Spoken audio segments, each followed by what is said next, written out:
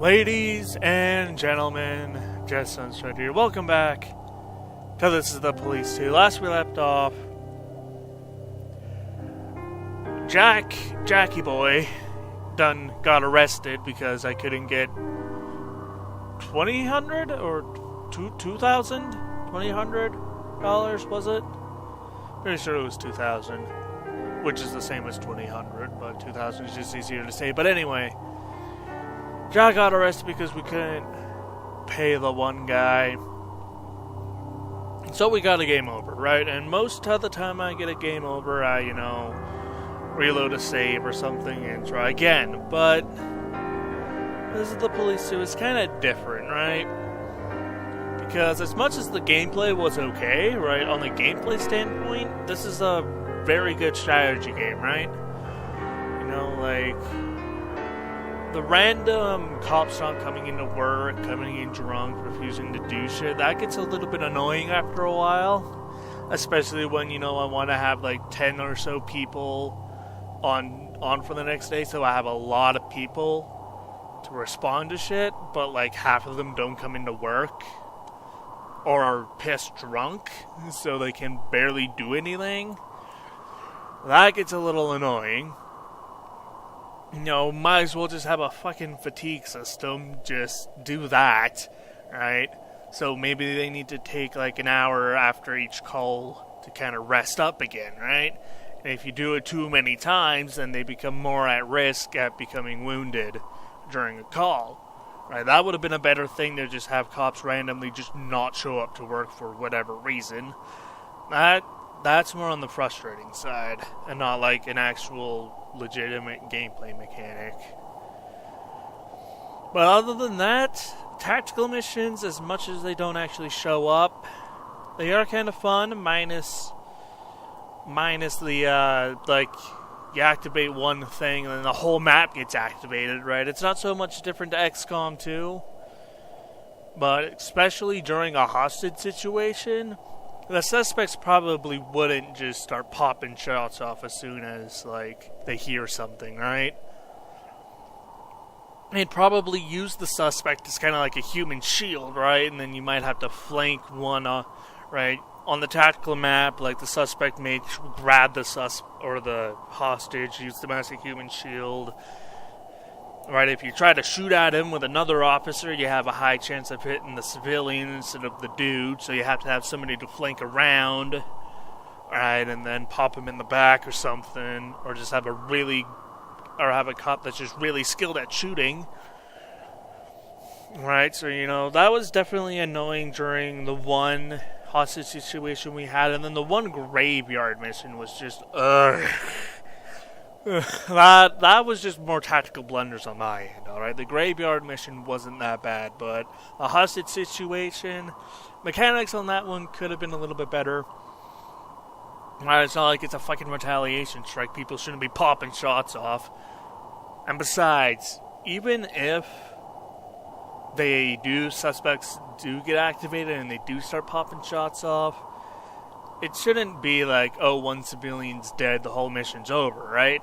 Maybe one civilian's dead, maybe Jack gets a bad reputation, Lily threatens him with, calling the feds, right? And, say, if you don't save, half of the civilians, or even 75% of the civilian, Lily calls the feds and you have to replay the mission.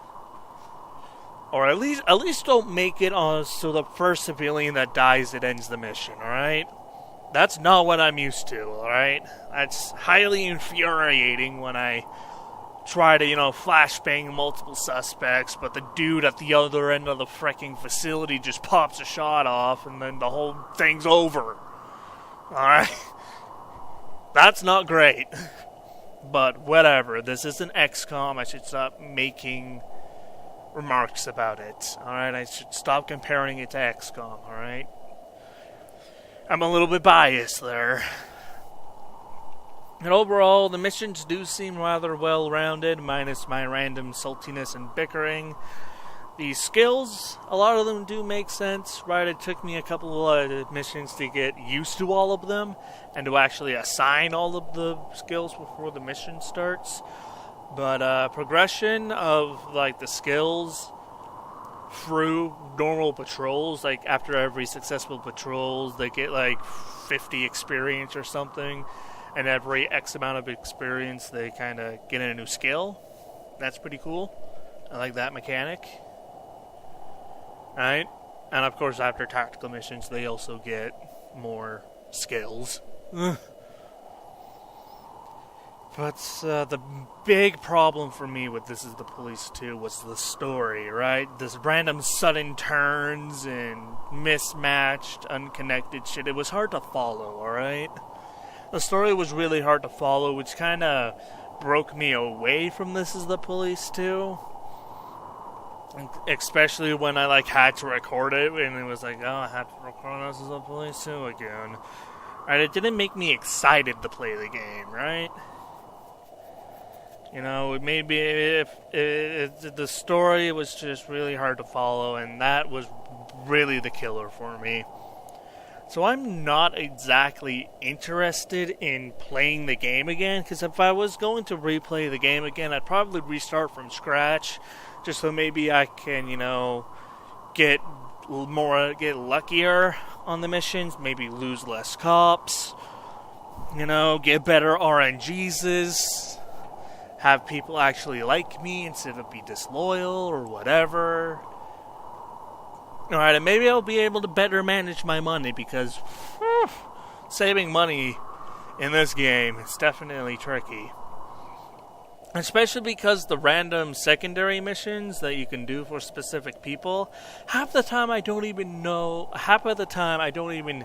have the stuff I need.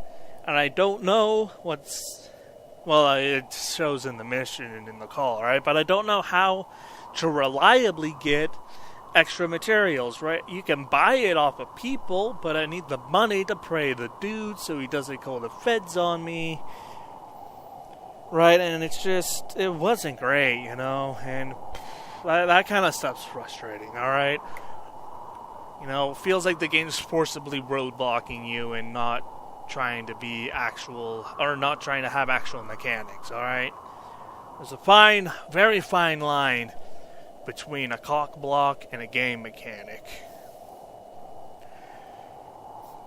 And sure, this game isn't like a AAA game or whatever, you know, it's not all big and fancy, but I mean, still, right? A game's supposed to have balanced mechanics, not cock blocks, and to me, This Is the Police 2 has too many cock blocks and a hard to follow story that makes me not want to play it again.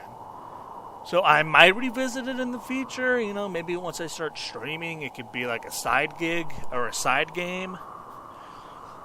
But honestly, I don't feel like I want to go back to this game, especially with the Xcom 2 War of the Chosen Tactical Legacy Pack coming out this week. Alright, in a couple days, depending on when this gets uploaded. It should be uploaded tomorrow. So Tactical Legacy Pack is right around the corner, and I do want to play the Legacy mode. So the slot that This Is the Police 2 took after Sunrider and before XCOM 2, that's going to be reserved for the Legacy mode and the Tactical Legacy Pack when it comes out. Definitely going to be playing a lot of that. And then I'll look towards whatever game I want to play in the future, which will definitely not be this one. This one is definitely going to be put back in storage, right? Not even on the back burner, right? This one's going in storage. This is definitely not a game I don't feel like coming back to, so sorry about you. Alright, I said my 2 cents. This is kind of the final thoughts on and what's next video, you could say.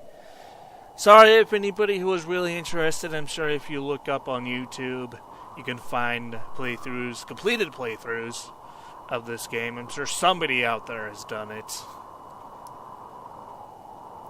So, thank you all for watching. Tactical Legacy Pack coming out on Wednesday, I think? October 9th. I think that's a Wednesday. Either that or it's a Thursday. Hell, it could be the Tuesday. I don't know. I think it's the Wednesday, but yeah, there won't be a 4th game. game.